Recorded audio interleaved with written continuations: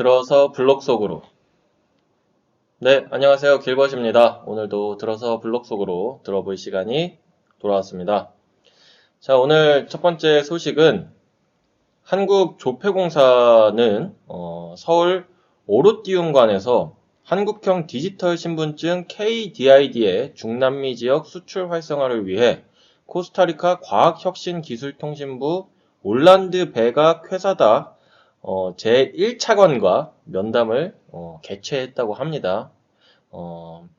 이번 면담에서 조폐공사 성창훈 사장은 세계 최고 수준의 디지털 정부와 블록체인 기반의 한국형 모바일 신분증 KDID의 구축 사례를 소개했다고 하는데요. 많은 분들이 DID에 대해서는 알고 계시겠지만, 혹시나 모르시는 분들을 위해서 짤막하게 설명을 드리자면, 이제 DID는 사용자의 개인정보가 모바일에 안전하게 보관되어 사용자가 직접 관리 가능한 블록체인 기반 모바일 신분증이다 라고 생각하시면 되고요. 국내 모바일 신분증은 이제 2020년 모바일 공무원증, 2022년 모바일 운전면허증, 2023년 국가보훈 등록증에 도입이 됐습니다. 특히 내년에는 17세 이상 국민 모두를 대상으로 하는 모바일 신분증을 발급하기 위해 올해에는 모바일 주민등록증 인프라를 구축할 예정인데요. 최근 이제 필리핀 정부도 필리핀 디지털 정부의 신뢰성과 투명성을 높이기 위해 한국형 모바일 신분증의 도입을 요청해서 한국 정부와 적극적인 논의 중에 있다고 합니다. 그리고 중남미의 OECD 국가 중 하나인 코스타리카는 디지털 경제 발전과 사회 통합을 촉진하기 위해 범정부 차원의 디지털 전환을 추진하고 있으며 전 국민을 대상으로 하는 디지털 신분증 도입을 위해 관계 법령을 정비하는 등 기반 구축에 본격적으로 나선 상황이라고 합니다. 이에 대해 성창훈 조폐공사 사장은 조폐공사의 디지털 전환 사례는 한국에서 타 공공기관의 벤치마킹 사례로 이용될 만큼 성공적으로 추진되어지고 있다고 강조하면서 코스타리카의 디지털 신분증에 한국형 모바일 신분증 KDID 기술을 적용하면 OECD가 시행하는 국제 디지털 정부 평가에서도 긍정적 영향을 받을 것이라고 말했다고 하네요. 향후 조폐공사는 국내 모바일 신분증 구축과 운영 사례를 바탕으로 코스타리카 정부와 협력해서 코스타리카 디지털 신분증 도입을 위한 지식 공유 및 지원을 강화해 나가기로 했다고 합니다. 네, 이 모바일 신분증은 이제 블로킹에서도 체스님이 아주 이제 예전부터 계속 이제 직접 사용을 해보시면서 후기를 들려주시곤 하셨는데 이게 이제 국내뿐만 아니라 해외에도 수출이 된다고 하니까 그동안 이제 모바일 신분증에 대해서 시큰둥했던 저조차도 뭔가 좀 이게 앞으로 좀 잘 되려나 조금 좀 자랑스럽다 좀 이런 생각들이 조금 들었던 것 같습니다. 잘 됐으면 좋겠습니다. 제가 시큰둥했던 것도 이제 제 경험상 뭔가 엄청 대단한 경험을 아직까지는 못했기 때문에 좀 그랬던 거지 이거 자체가 나쁘다고 생각한 적은 없기 때문에 당연히 잘 되면 너무나 좋은 시도인 것 같습니다. 자, 두 번째 소식으로 넘어가면 위메이드가 아랍에미리트 개발사 아프티 아트 파이 소프트웨어와 위믹스 플레이 온보딩 계약을 체결했다고 합니다. 인프티 아트는 캐릭터 장난감 NFT를 판매하는 메타버스 플랫폼 알토이즈를 선보일 예정이고요. 알토이즈에서는 캐릭터 IP를 활용한 수집용 NFT와 게임에서 사용하는 유틸리티 NFT 등을 판매한다고 합니다. 유틸리티 NFT는 추후 게임에서도 활용될 수 있다고 하네요. 파이 소프트웨어는 언리얼 엔진 5 기반 아레나 슈팅 게임 스트라이프 패스트를 개발 중인 곳인데요. 이용자는 전투에 참여해 능력을 얻어 상대방의 거점을 파괴해야 하는 4대4 팀 대전, 길드, 토너먼트 등의 이제 다양한 콘텐츠가 있는 게임이라고 합니다. 위메이드는 아랍에미리트 현지에 지사를 설립하고 다양한 개발사와 연이어 이 온보딩 계약을 체결하며 중동 지역에서 블록체인 사업을 확장하고 있다고 합니다. 네, 위메이드가 이게 최근에 이제 장영국 대표가 사임을 했죠. 그래서 이제 뭔가 기업이 뭔가 좀 이렇게 큰 이제 전환점을 맞이하고 한 상황인데, 이런 또 아랍에미리트에서 또 다양한 이제 사업을 추진하고 있는 거 보니 확실히 이제 위메이드가 이런 블록체인 쪽에는 좀 뭔가 진심으로 접근을 하고 있다라는 게 좀 느껴지고, 또 이제 또 한편으로는 이제 NFT 게임이라고 이렇게 얘기를 안 하고 NFT를 하고 있지만 이 지금 기사 헤드라인도 블록체인 게임 이런 식으로 표현을 하거든요. 그래서 확실히 이제 뭔가 그 워딩에도 많이 이제 블록체인을 어필을 좀 많이 하고 있는 게 아닐까. 그러니까 NFT 뭐 가상자산 뭐 이런 것들을 강조를 너무 하게 되면은 이제 조금 이제 게임이나 어떤 콘텐츠의 콘텐츠에 대한 어떤 그런 인식이 안 좋아질 수 있기 때문에 그런 워딩도 요즘엔 좀 신경을 쓰고 있는 게 아닌가 그런 생각이 듭니다. 위메이드도 이제 어쨌든 국내 기업이기 때문에 해외에서 좋은 반응을 얻었으면 좋겠네요. 네, 마지막 소식입니다. 시티은행과 브라질 개발은행이 하이퍼레저 재단과 협력하여 기업용 블록체인 기술을 도입하고 있다고 합니다. 코인데스크에 따르면 시티은행과 브라질 개발은행이 하이퍼레저 재단과 손잡고 기업용 블록체인 기술을 비즈니스 솔루션에 도입하기 위한 협력을 진행하고 있는데요. 이러한 협력은 기업들이 채택하는 블록체인 기술의 중요성을 강조하고 있다고 합니다. 하이퍼레저 재단은 기업용 블록체인의 발전을 촉진하기 위해 국제적으로 활동을 하고 있으며 현재 IBM, 아메리칸 익스프레스 등 134개의 회원사가 참여하고 있다고 하네요. 비저 디미트로프는 시티은행의 대변인인데요. 이 대변인이 블록체인 기술을 적극 활용하기 위해 하이퍼레저에 참여한 것에 대해 매우 기쁘다고 밝혔고요. 기업용 블록체인은 공개적인 퍼블릭 블록체인과는 달리 승인된 회원만 입장할 수 있는 프라이빗 클럽과 같은 특성을 지니고 있어 기업들에게 보안과 효율성을 제공한다라고 이제 말을 했다고 합니다. 또한 하이퍼레저 재단에서는 배수라고 이제 BESU라고 하는데 뭐 이거에 대해서는 이제 기리님이 더 잘 아실 것 같고 배수 금융 서비스 워킹 그룹이 이제 설립되었다고 하는데요.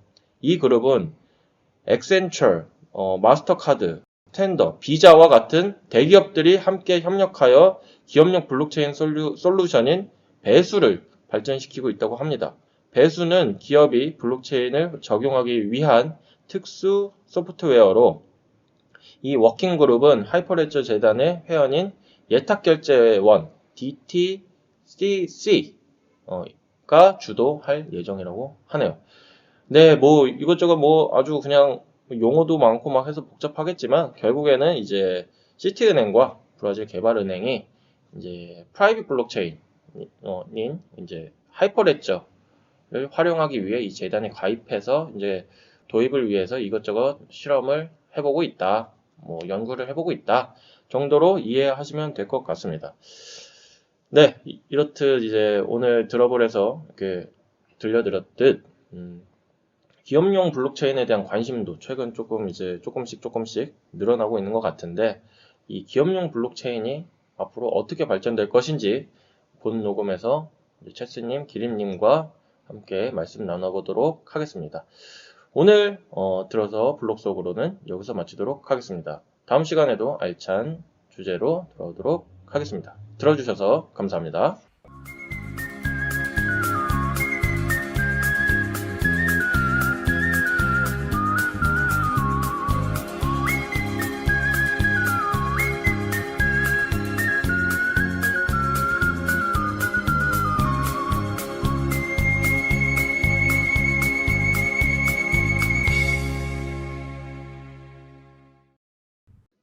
네, 블록체인 정보통 블로킹 342화 오늘도 체스님, 기리님 나와 계십니다. 안녕하세요. 안녕하세요. 네, 한 주간 어떻게 보내셨습니까?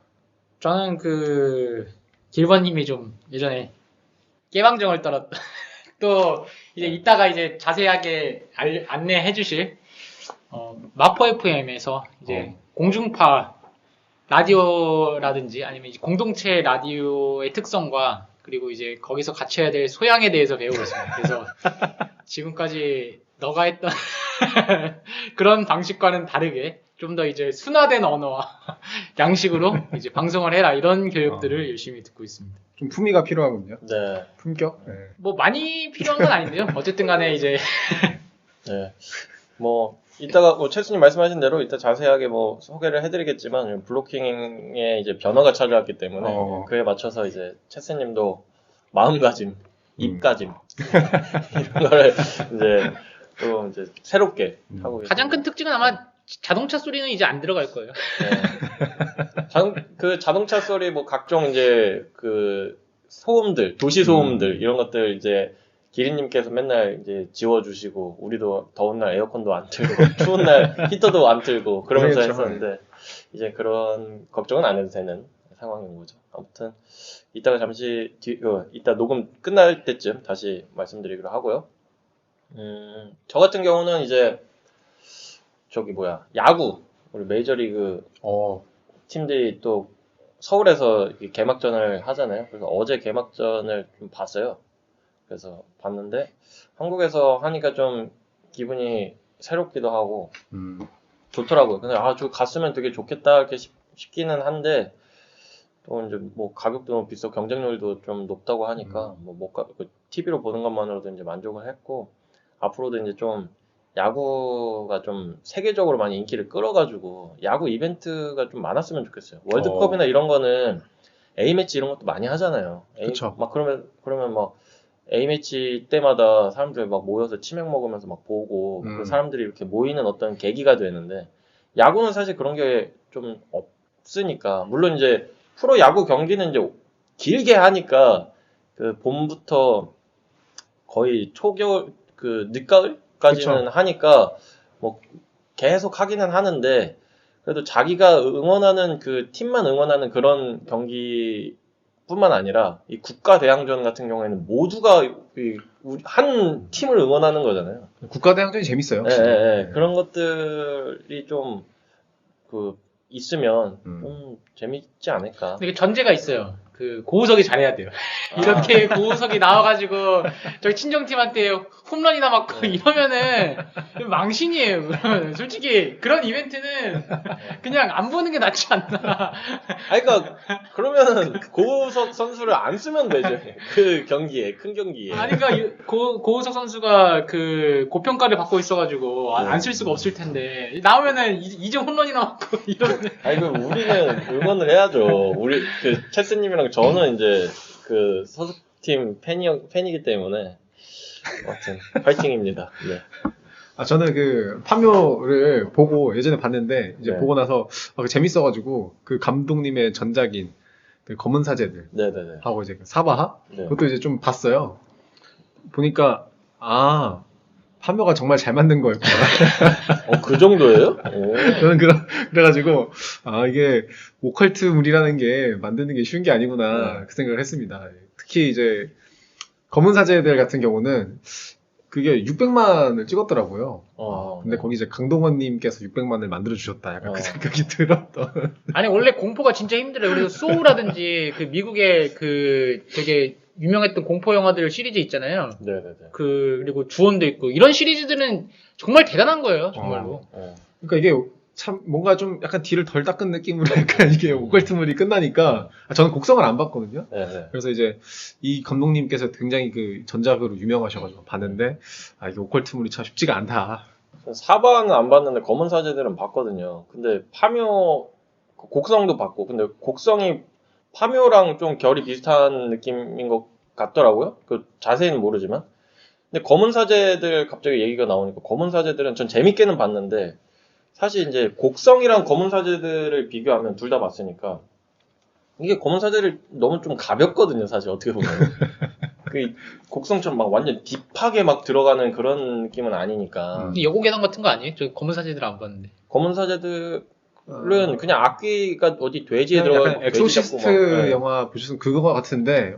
근데 엑소시스트인데 뭔가 조금 더 가벼운 느낌의 그래서 그런 느낌이었는데 그냥 뭐 저는 그냥 강동원 영화였다 약간 이렇게. 저도 그러니까 기린님이 말씀하시기 전에는 큰 생각이 없었는데 기린님 말씀을 듣고 곡성과 검은 사제들을 비교하니까 같은 오컬트물인데도 불구하고 그 느낌은 확실히 다르다. 좀 이 생각이 듭니다.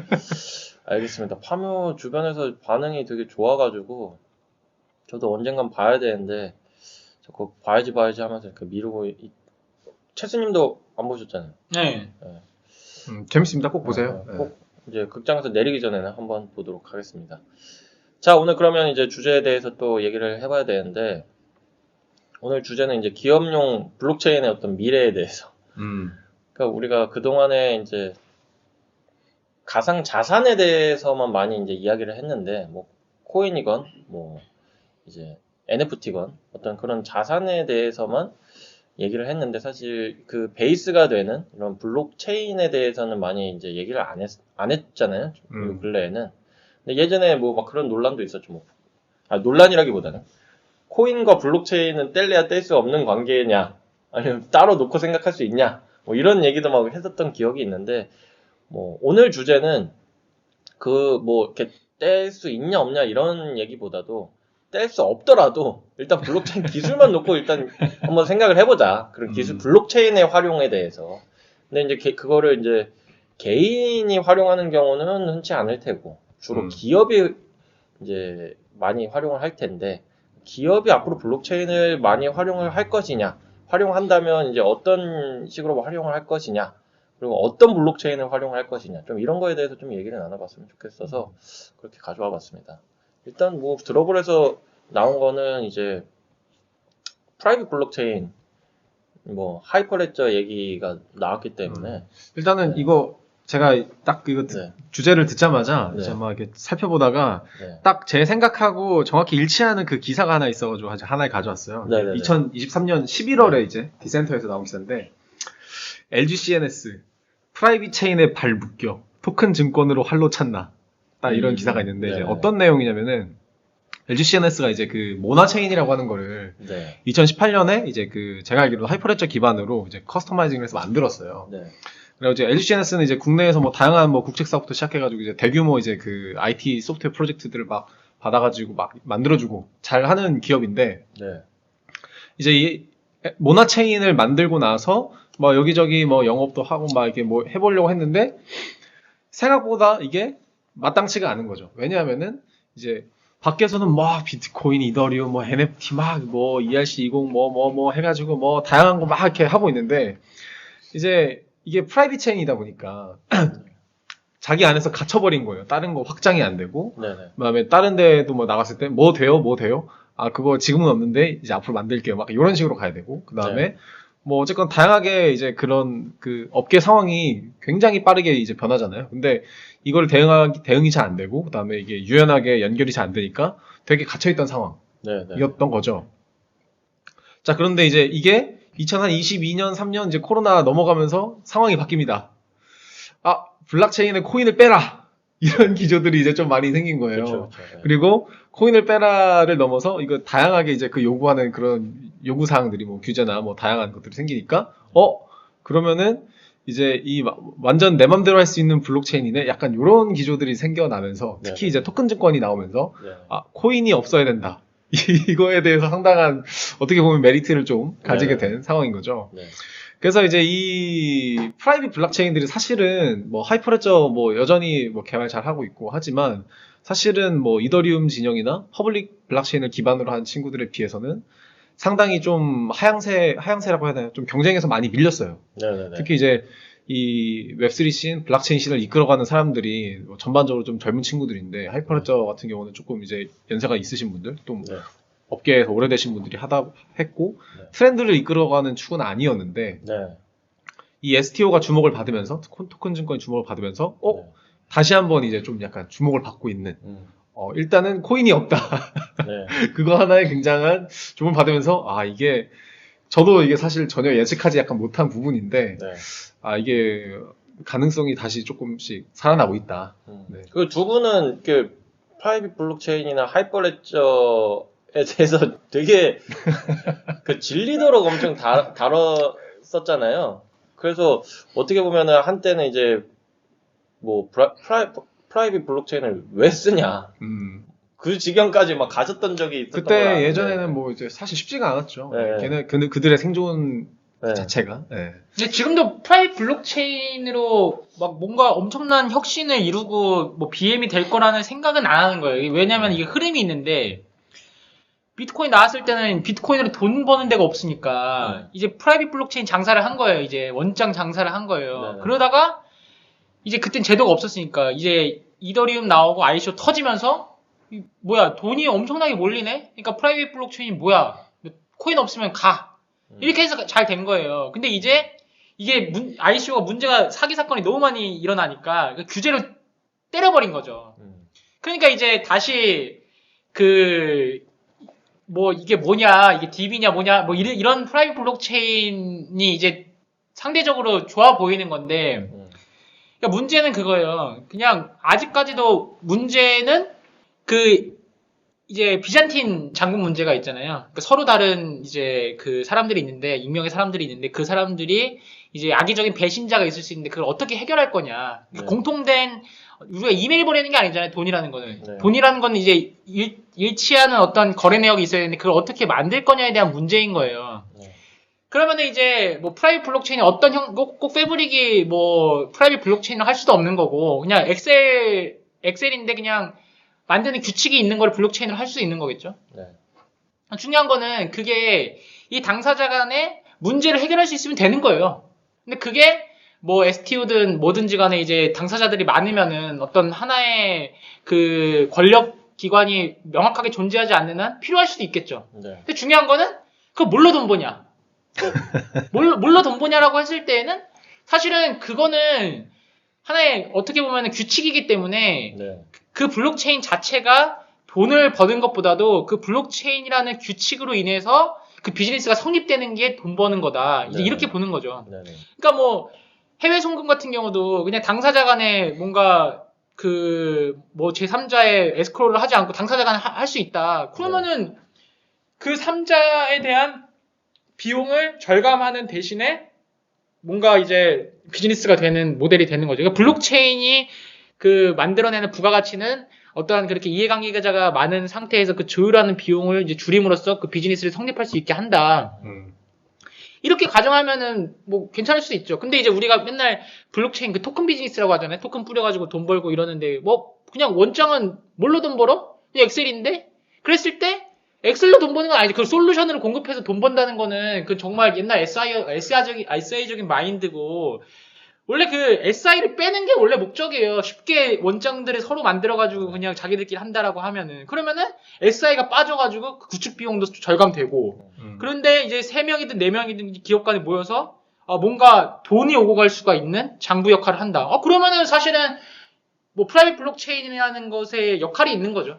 그러니까 이게 그 어떤 분들은 이렇게 생각하실 것 같아요. 이게 외부에서 돈이 들어와야만 이게 돈을 번다 이 개념만 생각을 하실 수도 있는데 사실은 이제 내부에 있는 돈이 밖으로 안 나가도록 막는 것도 그러니까 내부에서 밖으로 나가는 돈을 줄이거나 이게 막는 거 그것도 어떻게 보면은 이제 돈을 번다라는 개념이 될 수 있기 때문에 그런 관점으로 봤을 때는 이제 프라이빗 블록체인도 돈을 벌 수 있는 구조를 만들 수 있다. 그러니까 이런 이게 거잖아요. 뭐 이런 거예요. 어떤 한 마을에 이건 역사에서도 이제 마찬가지인데 한 마을에 네. 아프리카인이 살고 인도인이 살고 한국인이 살고 미국인이 살고 이렇게 살아요. 막 미국인이 살고 네. 여러 살아요.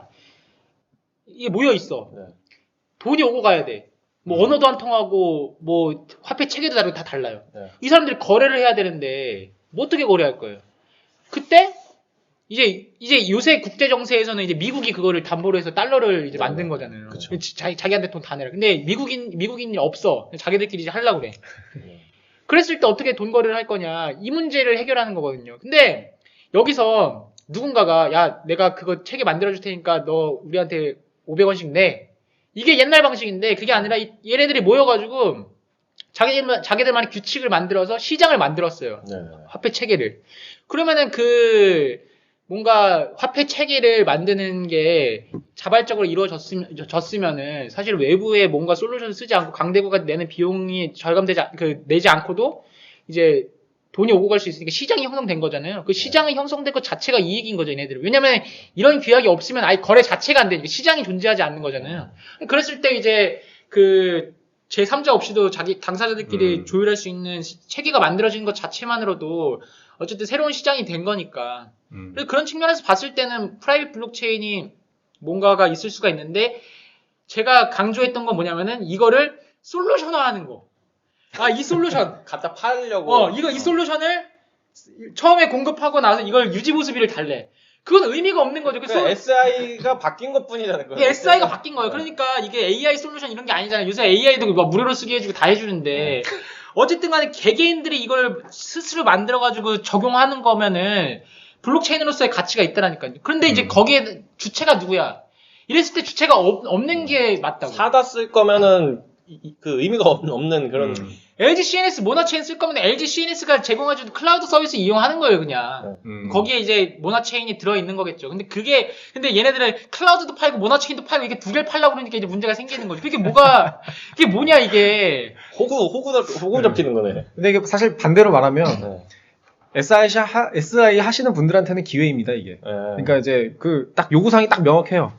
그 이제 제가 그냥 딱 말씀드릴게요. 블록체인인데 코인을 빼고 그 다음에 여기에다가 그 이더리움 EVM이잖아요. 그거가 돌아갈 수 있는 블록체인이 이제 시장에서 제일 잘 나갈 거다. 지금 규제 상황에서 SI 하기에는 지금 최고일 것이다. 코인 빼고 그쵸. 그 어떤 게 안전한 척 해줄 수 있는 그런. 그렇죠. 그 분야에서 제일 잘하는 게 아까 그 길버님이 이제 들어보에서 말씀하신 거죠. 배수가 그거 잘해요. 배수가 이제 거기 안에 이제 가스프리 네트워크라고 해가지고 코인이 아예 이제 필요 없게끔 이제 그 코인이라는 글자는 있어요. 일단 글자가 있으니까 아직 거기서도 이제 SI를 할 수 있는 여지가 있는 거죠. 근데 어쨌건 실제로 코인이 필요하거나 이러진 않고 수수료가 빵이니까 실제 이제 그냥 코인이 필요하지 않은 이제 그런 프라이빗 체인으로 돌릴 수는 있어요. 코인이라는 어떤 개념은 그 안에 들어가요. 그 안에 이제 이더리움 글자는 존재해요. 이더리움 글자. 근데 이제 어쨌건 그 다른 이제 정부나 이런 데 입장에서는 야 글자도 다 빼. 약간 이런 거를 이제 원하실 거란 말이죠.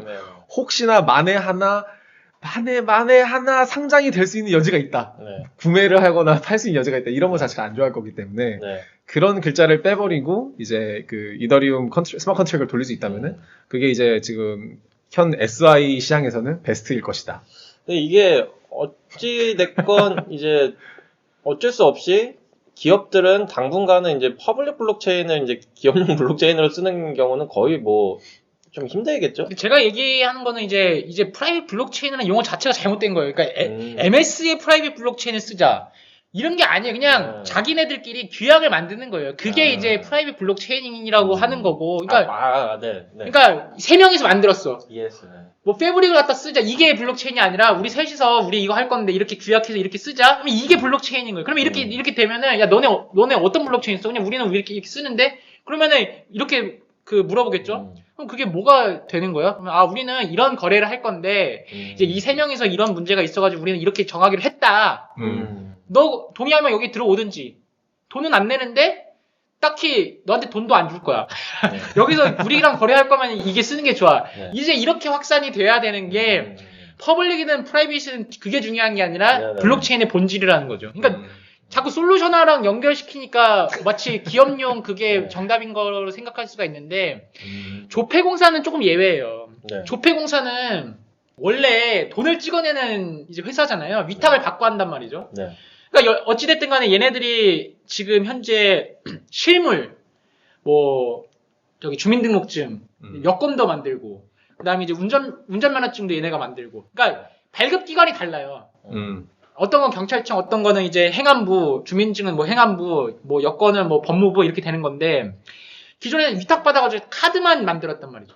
근데 이거를 시스템으로 만들어야 돼요.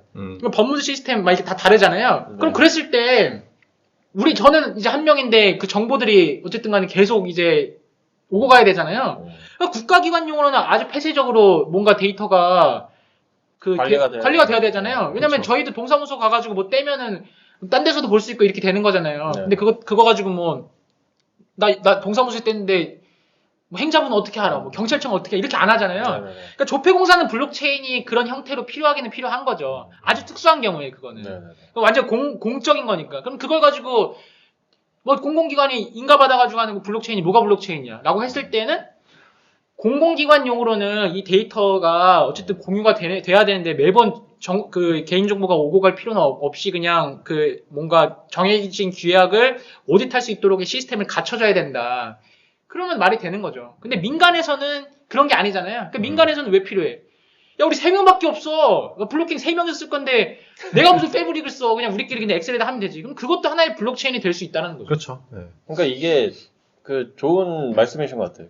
그런 그 기존의 어떤 그런 개념들을 좀 깨는 그 말씀이신데 그 블록체인을 니들끼리 쓰면 그게 프라이빗 블록체인인 거지. 프라이빗 블록체인에 쓴다는 말이 이제 조금 맞지는 않다. 좀 이런 말씀이신 것 같아요. 최신의 말씀대로 공공기관에 사실 저도 되게 괜찮다고 생각하는 게 공공기관에서 진행하는 그 IT 프로젝트들이 많이 무너지고 네. 개판이 됩니다. 뭐 땡땡 2.0, 땡땡 3.0 뭐 이렇게 하거든요. 근데 이제 이제 공무원분들 말씀 들으면은 3.0이 나왔는데 3.0이 더 구려. 그럼 이제 다시 옛날 거를 쓰기도 하시고. 네. 근데 웃긴 거는 옛날 걸 쓰니까 야, 다 옮겨. 그래서 이제 강제로 막 옮기게 시킨단 말이죠, 위에서. 그러면 이제 강제로 더 안 좋은 시스템을 쓰게 이렇게 돼버리는데 그렇죠. 이제 사실은 이제 그 블록체인으로 이제 그 규칙을 딱 맞춰놓으면은 거기에 어떻게든 이제 다 다른 애들 달라붙어가지고 하나의 합의된 규칙 안에서 움직일 수 있게 되니까 그런 것들은 상당히 괜찮죠. 네, 그러니까 이게 확실히 그 예전과는 좀 다른 게 예전에는 조금 뭔가 그러니까 예전이라고 하면 완전 예전 말고 그러니까 그 크립토 붐이었을 때 진짜 뭐 기업용 블록체인이라고 하면 이렇게 크게 이제 주목받지를 못했었는데 요즘에는 오히려 뭔가 비트코인이나 이런 게 잘 나가는데도 불구하고 이런 기업용 블록체인들 사례들이 심심찮게 좀 나오고 있단 말이죠. 모바일 신분증도 그렇고 뭐 우리가 뭐 알게 모르게 주변에 좀 많이들 나오고 있는데 이런 시도들이 많이 이루어지면 사실 크립토도 좋은 그 인식을 줄 수 있을 것 같아요. 이런 블록체인 그동안에는 막 코인 저거 뭐 쓸데도 없는 막 이러면서 뭐 블록체인이 뭐야? 블록체인은 관심도 없었고 코인 막 돈 벌어준다니까 막 그런 것만 막 관심 있고 했는데 도대체 뭐야? 막 이랬었는데 실제로 보여주는 거죠. 야 이게 이런 거야. 막 기업들이 근데 그런 걸 보여주려면 공공기관이나 그런 기업들이 좀 이렇게 실험적으로 많이 이렇게 선보여가지고 그게 이제 안착이 돼야지 이제 사람들이 많이 이제 알잖아요. 그래서 사람들은 이제 머리로 이해하는 게 아니라 이런 게 블록체인이구나라는 그런 어떤 뭔가 감각적으로 이제 딱 느낄 수 있게끔 익숙해질 수 있게끔 그렇게 해줘야지 사람들이 되게 이제 앞으로 크립토가 됐든 블록체인이 됐든 그걸 이제 정말 좋게 바라볼 수 있는데 그런 시도들이 이전에는 너무 크립토 막 광풍이다 보니까 그런 게 좀 시도들이 좀 많이 없었다가 이제는 조금 그런 게 조금씩 더 나오고 있다는 사실이 개인적으로는 좀 좋은 것 같습니다. 그래서 앞으로 이제 미래가 좀 네, 지금은 그래도 예전 뭐 재작년 STO 얘기 전에 할 때보다는 프라이빗 블록체인의 미래가 그래도 좀 생긴 것 같고 네. 뭐 어쨌건 뭐 블록체인은 뭐 사토시 선생님의 정신하고 좀 다르지만 아무튼 근데 이 바닥 나름의 그 먹고 살 거리는 생긴 것 같다. 근데 기리님 특징 있잖아요. 방송에서는 괜찮은 것 같다 하면서 방송 녹음 다 하고 근데 저는 안 돼요.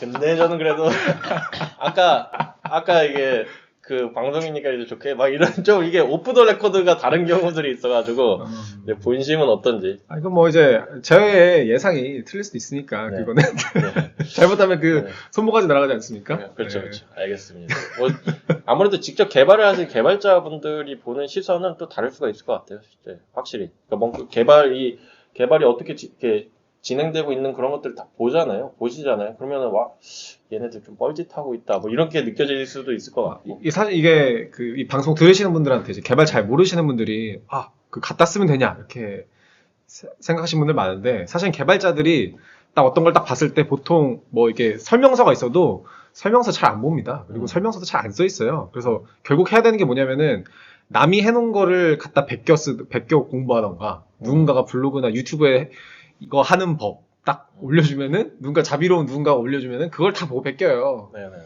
근데 문제는 뭐냐면은 프라이빗 블록체인들은 그런 게 잘 안 돼 있습니다. 일단은 그 쓰는 사람들이 많지 않고 네네네. 기업용이니까 기업용이라는 건 뭐냐면은 기업에서 그러니까 기밀이라는 소리거든요. 네네. 보통은 네. 기업 내에서만 이제 되니까 네. 이 정보들이나 이거 사용하는 법들이 잘 밖에 안 나와요. 유튜브나 블로그에. 네. 그게 사실은 가장 큰 문제점이라고 사실 볼 수가 있어요. 네네네. 그 뭐 퍼블릭들은 워낙 뭐 사용하는 법, 뭐 당연히 코인 가격도 네. 해야 되니까 그렇게 하기도 하지만 이제 뭐 유튜브나 이런데 블로그나 이런데 정보들이 일단 자체가 잘 많이 안 올라오는 게 사실 굉장히 네. 큽니다. 네. 그래서 뭐 직접 프라이빗 체인은 확실히 이제 그런 정보들이 많이 없어서 직접 해보려고 해도 해보기가 좀 어려운 네. 그런 상황인 것 같아요. 네. 아무튼 자 이제 뭐 한 줄 논평으로 마무리할 시간이 돌아왔습니다. 프라이빗 블록체인은 기업용 솔루션은 아니다. 저는 체스 모바일 신분증 존버 성공. 근데 이거 진짜 좋아요. 네. 그래서 이게 모바일 신분증 요즘에 좀 이슈가 많이 되더라고요. 그 드러블도 그렇지만 뭐 삼성에서도 이제 모바일 신분증을 삼성 내 그 모바일 지갑에 탑재시킨다고 하고 제가 보는 눈이 없었나 싶기도 한데 아무튼 되게 이제 체스님이 다른 코인은 존버를 잘 못하는 것 같은데 모바일 신분증 하나는 코인은 존버는 미친 듯이 하죠. 그래서 제가 지금 보여드렸잖아요. 아니 그러니까 이거는 2배를 올랐는데 마이너스 80이에요. 존버를 당한 거고 조난당한 건 조난당한 거고. 아니 그때 올랐는데도 안 팔았어요. 그때 많이 올랐는데 그냥 더 묶어둬야 되겠다 그랬는데 딱 보니까 오 이게 뭐 저기 그 치킨 값이 돼 있다가 그 제가 갖고 있는 금액 평가 금액에 치킨 값이 되어 있어요. 그래서 얼마 떨어진 거예요. 그래서 지금 몇백가 올랐는데 마이너스 80이에요 아직도. 근데 그거를 비트코인이 다 메꿔줬죠. 그렇죠. 그러니까 어쨌든 체스님이 다른 건 코인은 모르겠지만 모바일 신분증만큼은 이제 옆에서 아무리 비아냥거리고 시큰둥하게 굴어도 좋다, 좋은 것 같다. 항상 꿋꿋하게 이제 외치셨는데 이게 이제 빛을 보는 이 체스의 눈은 틀리지 않았다라는 것을 이제 증명하게 되는 것 같아서 대단한 것 같습니다. 쥐구멍에도 볕될 날 논다. 쥐구멍이라는 걸 프라이빗 블록체인이. 그거는 이제 아니, 갑자기 상상에 만지겠습니다. 프라이빗 블록체인이 처한 상황이 쥐구멍인 거지 뭐. 네. 근데 그거는 앞으로는 어떻게 될지 모르는 거니까. 쥐구멍은 크네요. 저는 개미 똥구멍 정도. 저 아까 들어보려서 이 좋은 소식들만 소개했는데. 저는 뭐 구체적으로 뭐가 뭐다라고 이제 표현 안 했기 때문에 여기까지 하겠습니다. 네, 알겠습니다. 아니 그 블록체인 씬이 쥐구멍이고 프라이빗 블록체인이 벼실 수도 있는 거죠. 그렇죠. 그럼요. 그럴 수도 있는 거기 때문에 자 그거는 열린 결말로 마무리하도록 하고요. 아까 이제 그 초반에 말씀드렸듯이 이제 저희가 다음 이제 방송부터는 이제 마포 FM에 저희가 이제 진출을 하게 돼서 마포 FM 그 송출을 위한 이제 파일럿 녹음들을 몇 차례 할 것 같아요. 그래서 이제 이런 구성이나 뭐 방송 시간이나 뭐 내용이나 다루는 내용이나 이런 것들이 조금씩 달라질 것 같은데 청취자 여러분들, 그러니까 계속 기존에 들으셨던 분들은 조금 당황하실 수도 있어요. 좀 생소하실 수도 있고. 특히 이제 체스가 너무 조용하다 이럴 수 했던 얘기 왜 또 하냐. 막 이러실 수도 있는데, 어떤 이제 앞으로 새로운 곳에서 이제 방송을 내보내야 되는 상황이기 때문에 새로운 이제 청취자분들이 생기겠죠. 그분들을 위해서 이제 조금 기존 청취자분들께서 좀 양해를 좀 해주신다면, 이제 저희가 더 이제 좋은 퀄리티의 방송을 할 수 있도록 지금 변화한 거니까 이제 저희가 더 좋은 방송을 이제 보답할 수 있도록 하겠습니다. 한 가지 걱정되는 건 이게 방통위에서 그 마포 FM을 모니터링을 이제 한대요. 네네. 그러면 이제 저희도 공식적으로 이제 모니터링 대상이 되는 거죠. 근데 이제 그러다 보니까 이제 꽁트와 제 표현 수위를 이제 어디까지 좀 재미가 없을 수도 있겠다 이렇게 생각도 그게 한 가지 좀 걱정이 돼요. 약간 지금처럼 막 흥분해가지고 막 욕하고 막 이럴 수는 없으니까. 근데 그런 부분들을 이제 제가 엔지니어링을 하면서 이제 해야 되니까 이제 뭐 갑자기 모니터링 요원이 이제 이거 욕설 막 해가지고 막 저기 제재 먹고 이러면 안 되니까 그런 거가 제일 걱정이죠. 뭐. 네. 아무튼 뭐 이거 이제 그렇기 때문에 시험 그 방송을 몇 차례 하는 거니까 그 뭐 정확히 마포 FM에서 언제부터 이게 블로킹이 나온다 이렇게는 아직 확정이 안 났지만 4월 중순에 아마 네. 날 것 같아. 편성이 그때 날. 그 전까지는 다음 방송부터는 어쨌든 그 마포 FM을 위한 방송으로 이제 조금 전환이 되기 때문에 청취자 여러분들이 어쨌든 당황하지 마시고 저희가 또 이제 계속 실수도 할 수 있고 자꾸 뭔가 뭐 포맷이 조금씩 바뀔 수도 있고 막 그래요. 저희도 어쨌든 안 해보는 시도니까 그래서 좀 그거에 대해서 조금 예쁘게 봐달라. 어쨌든 좋은 일이니까. 그리고 이게 뭐 마포 FM에 나간다고 해서 뭐 기존 뭐 팟빵이나 뭐 유튜브 이런데 그리고 뭐 스팀 이런데 안 올라가는 거는 아니고 기존대로 올라가되 이제 이런 마포 FM 용으로 올라간다. 이렇게 생각해 주시면 될 것 같아요. 네, 그것도 이제 해보면서 혹시나 이제 마포 FM용을 그대로 올리는 게 조금 어색하거나 좀 부적절하다고 생각이 들면 뭐 그걸 또 이제 팟빵이나 유튜브용으로 얼마든지 편집할 수 편집을 있으니까요. 해서 올릴 네. 수도 있고. 대체적으로 이제 뭐 어투라든지 그 다음에 네. 전체적인 이제 틀 자체는 이제 약간의 변화가 있을 수 있죠. 근데 아마 이 격주 방식으로 이제 정희친이랑 드럽을 중심으로 해가지고 나가긴 나갈 건데 네. 이제 방송 시간이 이제 가장 큰 차이는 57분이에요. 그래서 좀 자장가가 좀 길어졌다 이렇게 생각하시면 될 것 같아요. 이게 딱 이게 57분 교통정보 나가는 게 57분 정시에 시작하면 57분부터 교통정보 나가면 되거든요. 그래서 57분인지는 모르겠지만 아무튼 57분인 거 감안하시고 내가 잠자기 57분 전에 들으면은 좋으실 것 같다. 네, 이렇게. 그리고 뭐 이제 뭔가 막 신청곡 뭐 곡도 나가고 막 뭐 할 수도 있으니까 한번 막 스포해? 아니, 그러니까 기대감을 불러일으키는 거죠. 이제. 네, 그리고- 재밌어질 거예요. 아주. 그리고 그 게스트 분들도 공식 스튜디오에서 초대를 해드리고요. 네네. 그러니까 이제 녹음이나 이런 그 환경이 좋아지는 건 당연하기 때문에 이런 음질도 확실히 개선이 될 테고 하니까. 근데 제가 엔지니어링 때문에 엔지니어링 잘못해가지고 막 갑자기 뭐가 마이크가 엄청 커지고 그럴 수는 있는데 뭐 차 소리가 들어간다거나 뭐 하여튼 제가 마이크 끈 줄 알았는데 켜놓고서는 쓸데없는 소리가 들어가거나 환경적인 어떤 그런 이 소음은 절대 안 들어간다. 옆방에 저기 사주 강의하는 게 들어간다거나 그러지는 않아요. 맞습니다.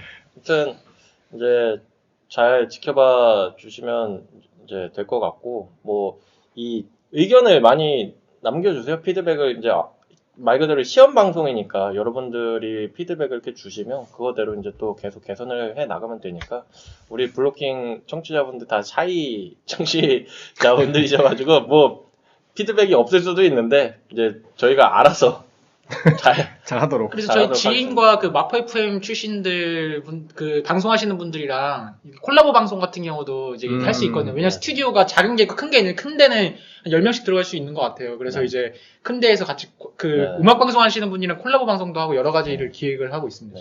그리고 이거를 지금 제가 방송 말미에 얘기를 해서 이미 주무시고 계신 청취자분들이 있어요. 그래서 앞부분에도 물론 마포 FM 얘기를 했기 때문에 억지로 잠을 깨고 계신 분들도 계시겠지만 참지 못하고 주무신 분들이 계시다면 이제 뭐 주위에 만약에 그런 같이 듣는 분 계시면 좀 전달을 해주시면 감사하겠습니다. 네. 자, 그러면 오늘 블로킹 342화는 여기서 마치도록 하겠습니다. 다음 주부터 이제 또 새로운 환경에서 새로운 방송으로 찾아뵙도록 하겠습니다. 두 분 고생 많으셨습니다. 감사합니다. 감사합니다.